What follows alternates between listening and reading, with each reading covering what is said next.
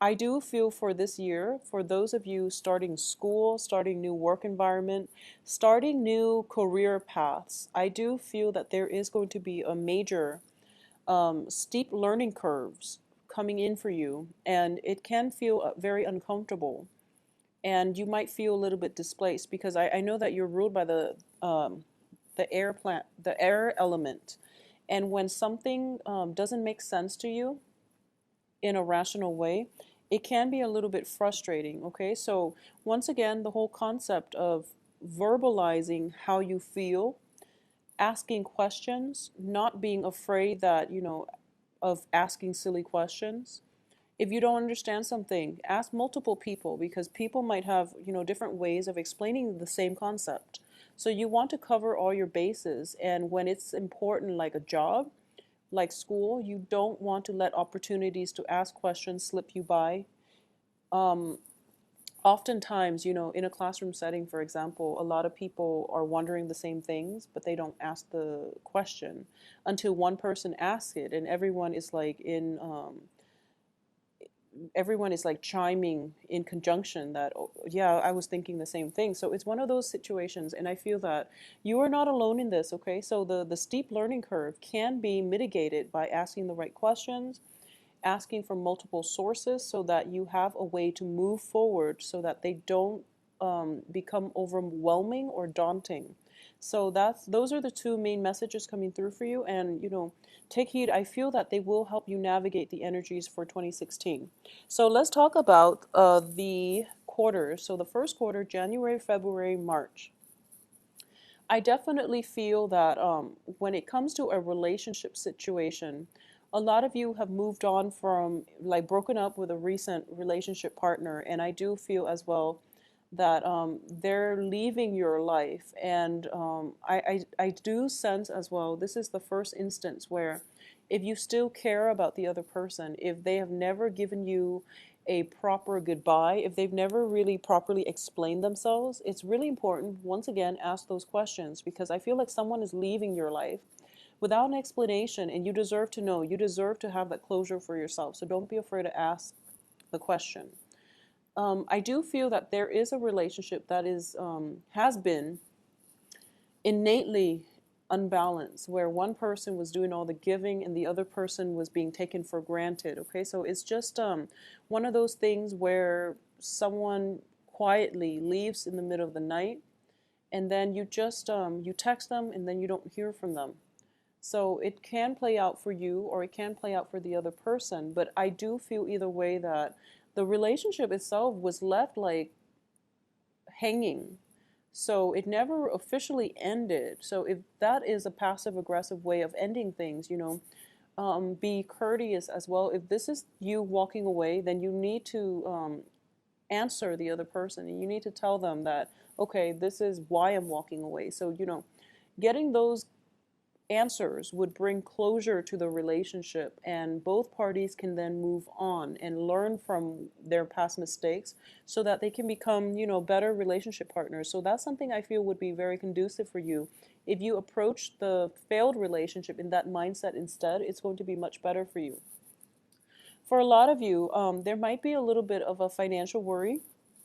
I do feel for a lot of you, there might be multiple jobs that you are applying for, and you have your minds like pretty much fixated on a specific position, specific job, and I do feel that the results will come in by, I'm sensing, by March, where a lot of you might be in new positions. So I do feel that for the first 2 months, January and February, if you're applying for school, if you're applying for job situations, and you're feeling very, very excited about whether or not you got in, whether or not you landed that job, and things like that.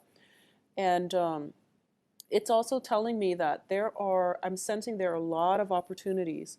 So, the first shiny job is not the one that you should completely invest your all into, okay? So that time period from that January to March indicates to me a lot of opportunities will come through for you, and continuously throughout those first 3 months. So keep yourself flexible, keep yourself open-minded, all right? Coming in for the second quarter of the year, we do have April, May, and June. And I definitely feel this is one of those situations where we have like a situation that is difficult to comprehend. And when it frustrates you when you don't understand it. And as a result of it, you're consulting multiple people, which is the right thing to do. And you're trying to get to the bottom of it. And I do feel that sometimes it seems to me like there might be a lot of distraction around you. And you're kind of like missing out on, you're basically missing snippets of a story, and you're not getting the whole picture. And I feel like that might just be why you're not understanding something. So when you're in a training seminar, for example, try to stay focused, keep yourself vigilant and alert. When you're in a classroom, for example, and somebody is explaining something very, very tedious and difficult and boring, like molecular structures, for example, in chemistry class, you start to space out. And as a result of it, you're missing out on some vital information. And then you think that, A and B are connected when in fact there is like Z in between. So just, keep that in mind. And if you know that something is boring, but you have to get through it, drink some coffee, keep yourself alert, do conscious things to keep yourself, on top of the game and keep yourself vigilant, okay? I also feel as well there might be a lot of opportunities for partying, drinking, expanding your social circle. It's understandable because it is also like a lot of you might have started new jobs or new schooling or just in a new environment, and you want to branch out and you want to expand your social circle. So there might just be, you're overextending your time. You're going out and having a lot of fun, and in at work or in school, you're finding it a little bit difficult to concentrate. But I definitely feel that the financial situation itself is starting to stabilize as well. We do have the Nine of Pentacles, and the Nine of Pentacles is a lot of opportunities for self-employment. And it comes into me as somebody who is self-employed, who takes on clients, and they have to like possibly wine and dine the clients for a long period of time before the client signs that contract. So you might just be, exerting or spending a lot of your time doing the courtship before the project falls through or before you land the project. So it's just it taxes you, time wise and also emotionally. So I do feel that it is something that we all have to make sacrifices about, but make sure that you don't spend way too much time to follow up on a lead and then they lead you astray. Okay, so be very wise and be very vigilant about who it is that is a good lead, and which lead can potentially lead to a dead end. So don't overextend your time. In terms of love relationships, coming in for the third quarter, it's coming in quite strong. And I do feel there is going to be a water sign here. And the water sign are Pisces, Cancer, Scorpio. And I do feel as well there is a fire sign. Fire signs are Aries, Aries, Sagittarius, and Leo. So I do feel that there is a very strong magnetic attraction with this fire sign. And for some reason, I see the relationship halting. And I feel like it halted because of financial consideration. So it could be because, that person is somebody that you work with. It could be because they have to move away for another job. So there's some kind of like start and stop energy. And I do sense as well that, in a period of like 3-4 months, they come back and then you rekindle the relationship. But then there's also that question that comes up about, where have you been? Who have you been with for all these months? And vice versa is coming in from both parties. So I do feel that it is a really good relationship, and it's coming through as something that it can bring about jealousies, and it can bring about miscommunications already. So there's strong attraction and there's a very strong emotional connection. And this is just something that you're going to have to keep in mind when you try to do this long-term, long-distance relationship, because all of these insecurities within, all of these fragile spots are going to come up again and again for reexamination. And all of our insecurities tend to come up when it's a long distance relationship and we don't know where our partner is. And it flows both ways too. So there is a potential here for a relationship. And I do feel it might be long distance, or it might just be non-committal, but then it becomes something a little bit more. So it has the potential to go to the next level. But I definitely feel overcoming the initial, um, I guess, like bumps in the road would be important for the longevity of this relationship. I also feel, like I said, it's a lot of you might be, socially dating where you're coming from like a fire sign and then you're seeing a water sign. And I want you to be a little bit careful with this water sign, because I do sense like more of a threesome type of energy with this water sign rather than the fire sign.